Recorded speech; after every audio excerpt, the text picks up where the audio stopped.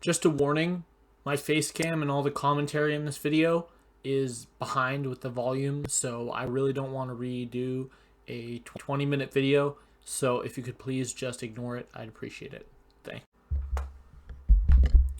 Hey guys, and welcome back to The Interceptor. We are here with Alliance War Season 25, War number 8, where D69 has matched up against Matrix. So Matrix is a very good alliance.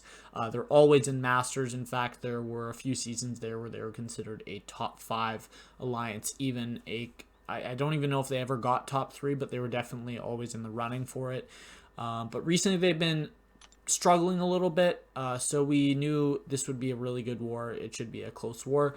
So yeah, section 1 we are going path 9, then we're going over to section in section 2 we are going to path 5, and we have the team today of Quake, Magik, and Warlock. So I have 2 fights with Warlock, 2 with Quake, or sorry, 2 with Magik, and then 6 with Quake. So it is a pretty good war. But this first fight, this is just an Omega Red on the Hazard Shift, and Warlock is a really good counter to Hazard Shift. You can only hit them half of the time, but you get a lot of damage done in that time. So yeah, here we go. We do actually have to trigger the bleed, but because we are a robot, we drastically, I think is the best way to say it, we drastically reduce the speed at which he builds up the spores on us. So we do not have to worry about the spores whatsoever. I think that 88 per tick damage that we took there, that's the highest it ever gets. Yeah, we are actually triggering Bulwark a lot, so we are surprised to not see Stubborn, but Bulwark is common enough that it's not shocking. You know, it's just like a little weird. But anyways, we're getting this fight done pretty easily. We're still at 100%. Gonna parry right here and then trigger Bulwark on the special attack and then remove it. But he is down to 40%, so I think I'm gonna get it down in the next cycle, not this one. Yeah, we are able to get 1 hit in there after the stun. And there I was trying to hit into his block and he dropped his block. So I did hit him once and it just happened to give me the Incinerate. But that only takes off 4% of my health. So I'm not too worried about that whatsoever.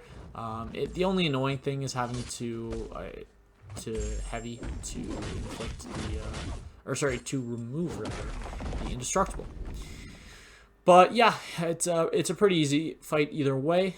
And let's go into the next fight, which is going to be a rank 3 6-star Guillotine 2099 on the second node. So this is a fight that I don't understand this placement whatsoever. Like any champion that is even remotely good for this path can take this fight. Corvus can take this fight by simply hitting into the block the entire fight. Like literally anyone who is either immune to Incinerate or Poison can take this fight with their eyes closed. So I don't know, I don't understand it, but they want to waste a rank 3 Guillotine who is actually pretty good if you place her on the right node. The right nodes are either the first node of path 3 section 1 or either node on path 9, or sorry, I meant section 2 for path 3, or either node of path 9 section 2. She is pretty good on those ones. Just force like a Magneto, or I think Torch can do it if you play the fight perfectly. But yeah, and if it's on the second node, obviously you can Quake it, but very, very easy Quake fight. She's a robot, so she doesn't even benefit from willpower, and it's over in 55 seconds. So I'm pretty happy about that. 5 Quake cycles. Now let's go into the next fight, which is a fight that at this point you guys have seen this fight like 6 times. I think this is actually the 6th time I've taken it. This is going to be a rank 3 Dr. Doom on Power Snack. You guys will never tire of watching this fight. I sped it up a lot. I am going to take 1 hit right there.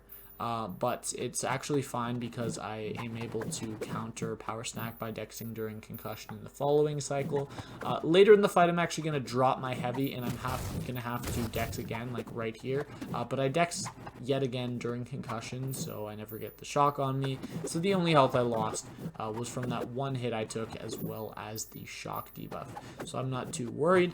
We're still at 87%, and I have 10 fights this war, and I'm actually going to do it completely itemless. So I'm going to end with, if not completely full, I think 2 of my champs end this quest at 100%. One of them ends the quest at 80%, roughly, between 70 and 80. But anyways, yeah, very easy Dr. Doom fight. I don't run suicides when I Quake. 2 minutes. Very easy. I also have to thank Tildo, who actually gave me 3 white mags pre-fights today. So he gave me 1 for Dr. Doom, he gave me 1 for this Apocalypse, and then later in the war, I'm not going to show it, but he did place 1 on the Korg I'm going to take. But yeah, this is Apocalypse on Mixmaster, and this is just a massive joke of a fight. I take this fight all the time. I think I've taken Mixmaster every single war this season except for 1. I think I've taken it 7 out of 8 times, and I think I've taken Power Snack also 7 out of 8 times, but it was in different wars. Just because those are 2 central nodes, and being the main Quaker in my battle group, it just works out that usually I have to Quake either one or both. Like if they place, I think the most common combination is like a Doom and then a Korg on the second node. But recently it's become Doom and then Apocalypse. And either way, I can either use Quake for both fights, or if it's Apocalypse, I'll use Quake for Doom and then Warlock for Apocalypse. So Warlock for Apocalypse is just an insanely good interaction here, because you throw your L3 while you have infections up and you get to heal, and the block damage isn't even that bad. And also because this is because this guy Sergey R is running willpower, he never gets to throw a special attack. In fact, he is going to go this entire fight without throwing a single special attack, so that's really nice. And then right there, I thought I got the parry, so I went in to do a double light, and I actually didn't land the parry, and he charged a heavy, so my second light pushed me far enough, pushed me far enough forward, close enough for his heavy to connect. So yeah, now we did just take a little bit of damage from that one, the second hit of the heavy there. We're going to throw off an L3, and we're actually back to full health. So Warlock is just super sustainable. We're back to 99. We're actually going to throw another L3 because we are going to end this fight with 100% health. This is Warlock's last fight. He didn't really help whatsoever for the boss island section 2, like nothing. The only thing he can do, he did for me this war, was Omega Red in this Apocalypse, but he did really nice. In fact, I don't even know why I focused so much on healing up Warlock, because even if there was like a backup fight, there's no fight I would ever send a Warlock to on backup with the setup these guys had and paths that were accessible to me. But yeah, we're gonna get a second infection on here, throw off the L3. I intentionally that time clicked on it early. I think I missed it one time earlier in the fight for the special 3 damage bonus, but that time I intentionally missed it so that my L3 would not kill, so I could get the regeneration. And then I think this combo's gonna kill right here. Yeah, there we go. A nice light crit for 5k or 4900, and that's Mixmaster Apocalypse. Very easy. I do consider Warlock to be the best option. I think Tigra's a little faster, and I have seen people also use Guillotine for this fight, but there's no doubt in my mind that with the almost guarantee that you end the fight at 100% using Apocalypse, using Warlock against Apocalypse, it's very safe. So we have a Dragon Man on this first node using Magik, and right off the start of the fight, I wanted to get the parry off to remove his power gain. He did not let me. So what happened is he is now spamming special attacks, and I'm stuck in the corner. I'm gonna parry here, go for a light attack. What? Down to 4%? Limbo saved me back to 100. What am I doing? How am I not dead? I just have to block. I fully evade a heavy, double dex. Oh, intercepts with an L2, and at this point the fight's over. If he did throw an L1 there, it just would have delayed the fight a little bit, but I would have been in absolutely no danger. I still have the ineptitude debuff on myself, so even with all this block damage I'm taking, I'm actually at no risk whatsoever of losing much health. But yeah, that was a little sketchy getting down to 4%. If you parry right off the start of the fight, and then you do a 5-hit combo, so medium, light, light, light, medium, and then he will be at just below 1 bar of power, and then the next one you go parry, medium, light, light, light, medium into a special 2, he will be locked just below 2 bars of power. Or sorry, when he is locked, he's just below 2 bars of power. So you'll actually take him just under 1 bar of power, so you won't be able to throw specials, which is the way it works with other champions on this node, as well as other champions on node. Oh, damn it! What's the first kinetic node? I know the second one's 47. I don't know what the first one is. It's Is it 43? For some reason, 43 is in my head for that number. But yeah, now we're going path 5, section 2. So this is the ebb and flow intercept path. I'm actually going to be taking all 3 ebb and flow intercept fights, and I'm quaking them all. So I did speed this fight up 200% just because it's a very boring fight for you guys to watch. I also did not heal up Quake just because I knew that I would be able to heal her on the 3rd fight, so I didn't really think it was worth wasting potions, because even if I took multiple combos in this fight, I wouldn't even get pushed into Assassin. They'd probably take off 20% of my health each, maybe 25. But I know that's not going to happen most likely. And yeah, this Manthing actually took a lot longer than I thought. This person's running willpower, so they're basically permanently healing 330 health per second, and then when I have the stun on him, he's healing 600 per second. So it is quite a lot. The second fight's not going to have willpower, but the 3rd is. But yeah, 50% done, so halfway through, and we have 2 minutes and 50 seconds left at that time. So I was not too worried about timing out. I figured, okay, with Assassin kicking in, I'm probably going to finish this fight somewhere between 45 seconds and a minute left, and it is actually going to be in that range. That's about what I expected. Manthing just has a pretty decent health pool, so even with class advantage here, it's going to take a while, but it's a very, very easy fight. So yeah, D69 has really been struggling. We started off 1-4 on the season. We won our last 2 wars, and we knew that since this war was in tier 1, we've only been in tier 2 for 1 war this season that we won, but we knew that if we won this, we would be back in Masters, and then we would just have to win 2 of the last 4 wars to stay in Masters. So we really, really wanted to win this war, and we actually started off really, really good. We started off our first 110 attacker kills with 1 death total. And at that point, they were at 120 and they had 8 deaths. So we were really taking it to them. Now we go to the morning. So I wanted to clear the night before, but it just didn't line up with energy and people already asleep, because I'm one of the last people that goes to sleep usually.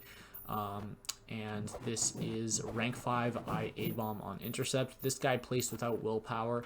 Even if he had placed with willpower, Quake is still the best option for this fight in my opinion, but that is also extremely, extremely dependent on the user.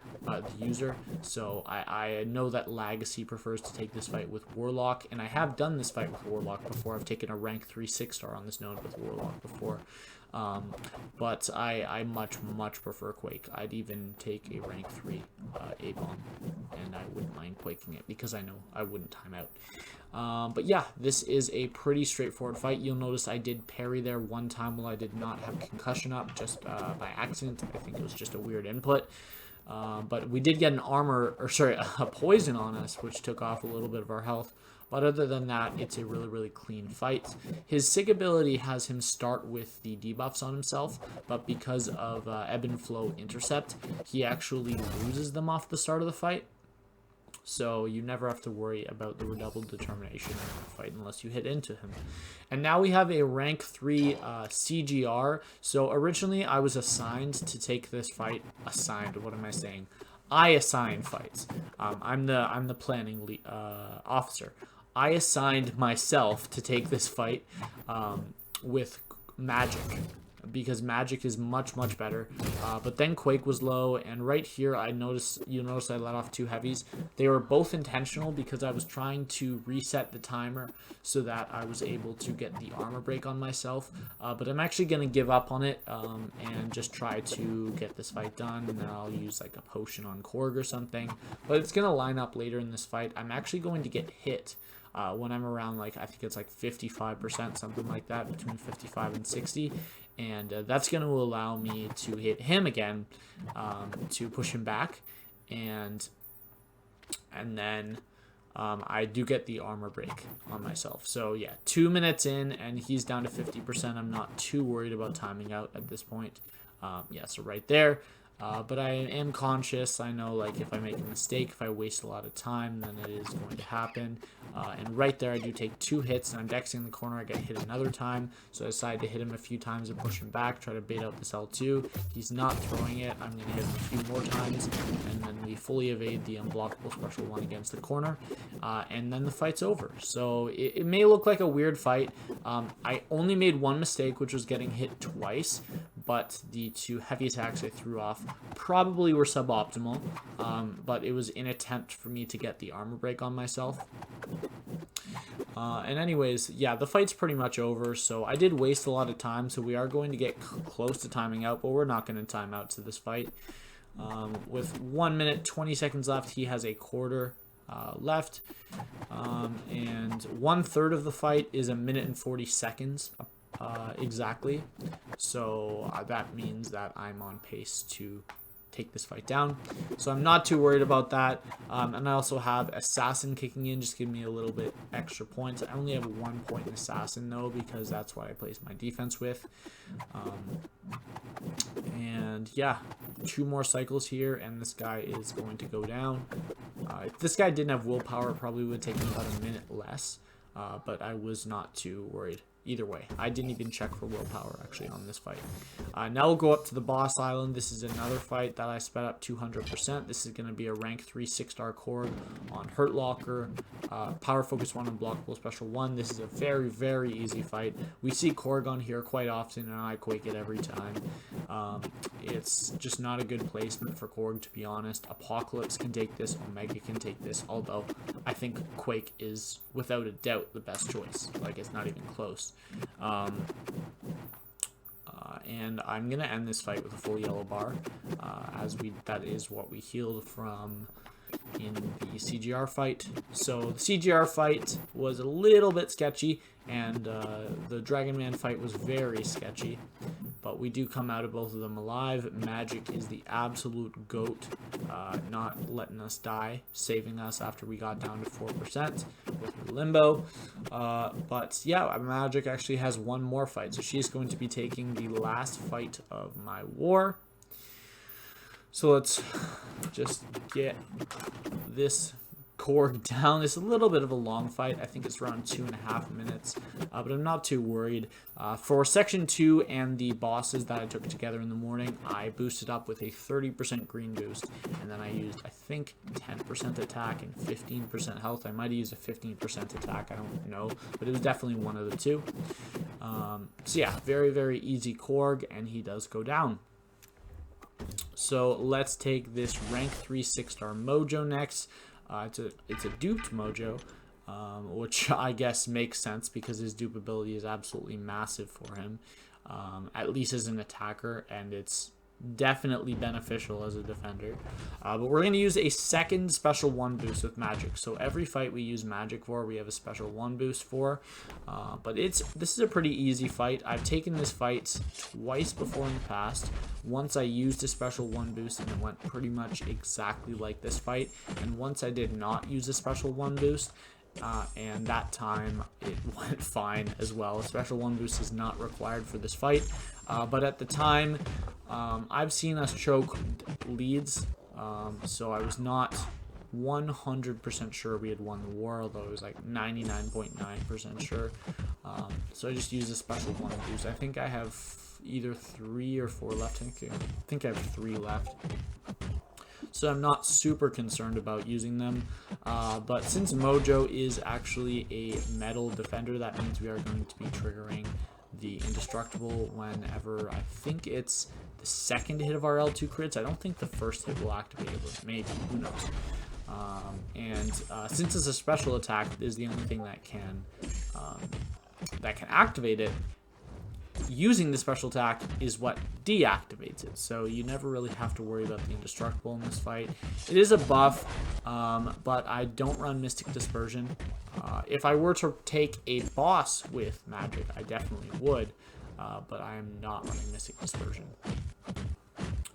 Just because I also have no Mystic Defenders, and Magik is literally the only Mystic attacker I ever use in War. I think I used Doom like once or twice 2 seasons ago. I think I used him in 2 wars total 2 seasons ago, but I have not used him ever.